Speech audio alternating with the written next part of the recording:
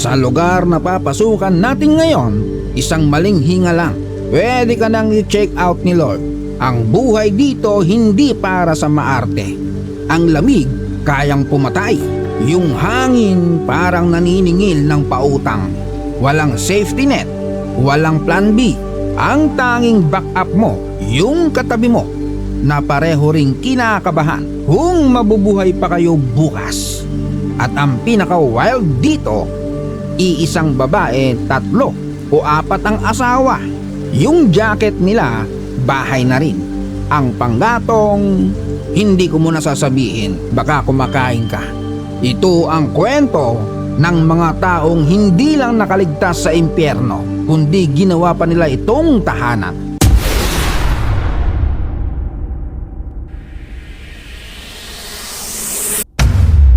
Tito John's TV.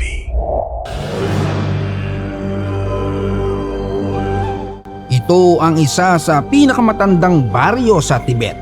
Sa taas na 14,000 feet, hindi ka na welcome ng hangin. Kalaban mo na siya para silang humihinga, nabaon sa utang. Kulang ng 40% ng oxygen ang baga nila at ang kanilang dibdib kabog ng kabog. Ito ang tinatawag nilang Tibetan Plateau, ang third pole ng mundo. Napapalibutan ng dambuhalang bundok ng Himalayas at Kunlun. Parang sandwich ka sa pagitan ng 2 halimaw ng kalikasan. Walang punong masisilungan, walang lupa na madaling taniman, at higit sa lahat, walang awa. Kung sakaling ilalapag ka dito ng 2 araw, pwede ka na magpaalam sa organs mo. Mismong kalikasan ang pinakabrutal na security guard, isang natural na kulungan na humarang sa mundo ng mahigit 2,000 taon. Habang ang ibang tao panay ang drama sa social media, sila tahimik, nakapako sa katahimikan na parang banal. Hindi sila nag-survive lang. Tinamo nila ang lupang dapat hindi tinitirhan.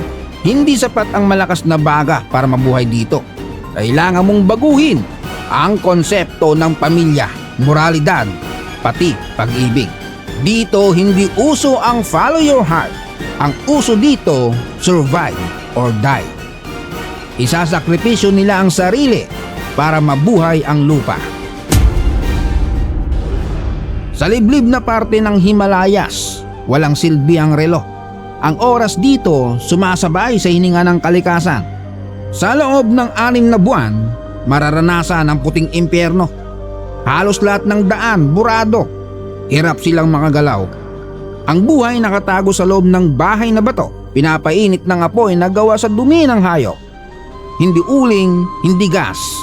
Yaki ng yak. At habang umiinit ang bahay, umiikot ang kwento ng mga ninuno ng higit 40 henerasyon na. Pero dahil sa lupit ng lugar na to, kailangan nilang basagin ang normal na moralidad. Sa loob ng mga bahay na parang fortress, may sistema na mapapasabi ka na lang ng anak ng teteng. Anong klaseng setup to? Mantakin mo ba naman? Dito normal na 3 o 4 na magkakapatid ay iisa ang asawa. Di mo alam kung sino sa kanila ang pet malu. Pero syempre, bago natin sila husgahan, tandaan natin, sa lugar na kulang ang oxygen, hindi puso ang nasusunod. Survival ang batas. Sa taas na to, ang lupa mas mahal pa sa ginto. Ang yak, yan ang tunay na bangko. Sa mata natin mukhang mahirap sila. Pero dito, ang tunay na yaman ay kung gaano katagal mong napapanatili ang lupa ng pamilya. Kung nahati-hati yan, yari silang lahat. Isang henerasyon lang, tapos na ang lahi.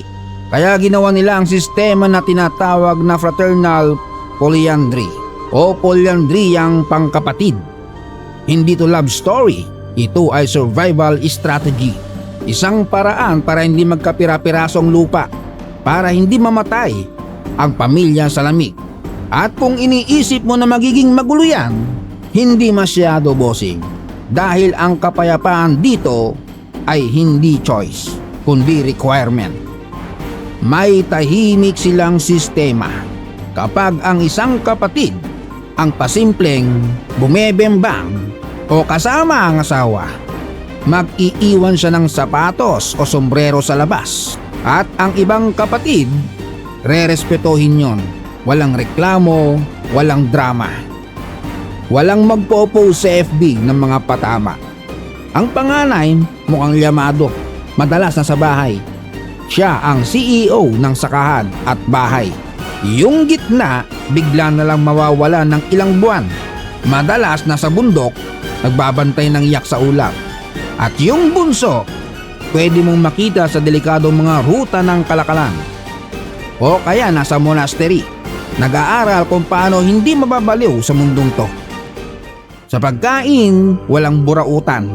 Bigayan, pantay-pantay, lahat pag-aari. Pero syempre hindi sapat ang pamilya para labanan ng impyerno. Kailangan mo ng armor, hindi branded, hindi galing mall, galing sa libu-libong taon ng experience. Ang tsuba. Hindi lang jacket, hindi lang portable fortress. Gawa sa balat ng tupa o makapal na balahibo ng yak. May style pa yan. Isang manggas na kalaylay. Hindi fashion, kundi heat control system. Kapag mainit, labas braso. Kapag malamig, pasok ulit. Simple pero ayos. Isang damit na kayang panatilihing buhay kahit matulog ka sa yelo. Pero syempre, kahit gano'ng kakapal ng jacket, kung walang apoy, tegi ka pa rin. At dito papasok ang pinakayaki moment. Dahil minsan nagkakaubusan ng kahoy, ang fuel nila, EBS ng yak. Yan ang black gold nila. Makikita mo ang mga babae, hinahalo ang basang ebak gamit ang kamay na may halong dayami. Ginagawang parang pancake at sa kanila, ang amoy ng tae, amoy seguridad. Yan ang dahilan kung bakit buhay pa ang pamilya nila. At ang dami ng nakaimbak nilang tae, yan ang insurance policy nila. Mas mataas ang stock, mas safe ang pamilya. Ganun kasimple, ganun kabrutal. Yung mga bahay, mukhang simpleng bato lang. Makakapal na pader, maliliit na bintana.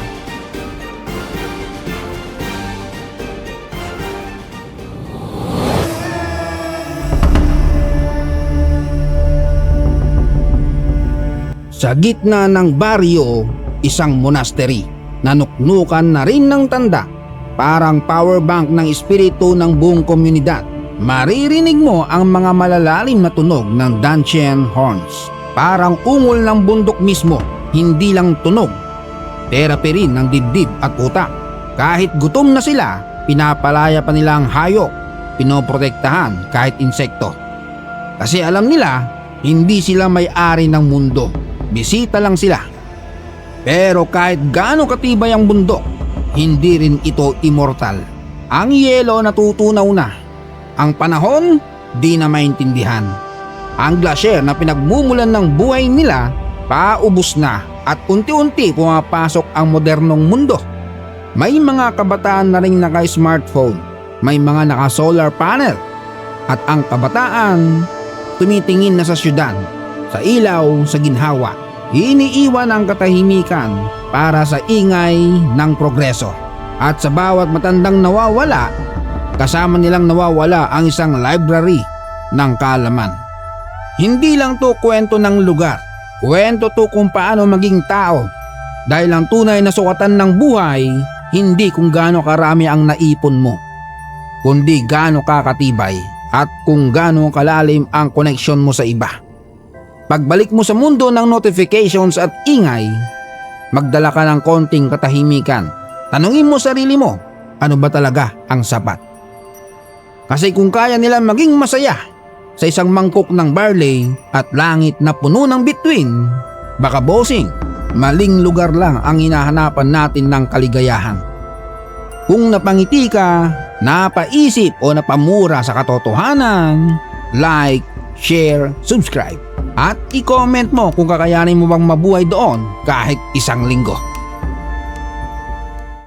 Shout out kina George Cortez, Johari Mangilan from Davao, Romilio Brusola na nasa Toronto, Canada, JDV Moto Vlogs, Don Cerilla ng Bacoor, Cavite, Melody Band ng Kamiling Tarlac, Alba family ng Davao del Norte, Roel de Guzman na nasa Paris, Chris Manansala OFW ng Taiwan, Yanvel Kasoysoy ng Paris, France, Carlos Latombo ng Baler, Aurora, Hermie Yusof from Kuala Lumpur, Malaysia, Kayabyab family from Mabalacat, Pampanga, at kay Steven Iron Castillo. Salamat sa panonood, hanggang sa muli.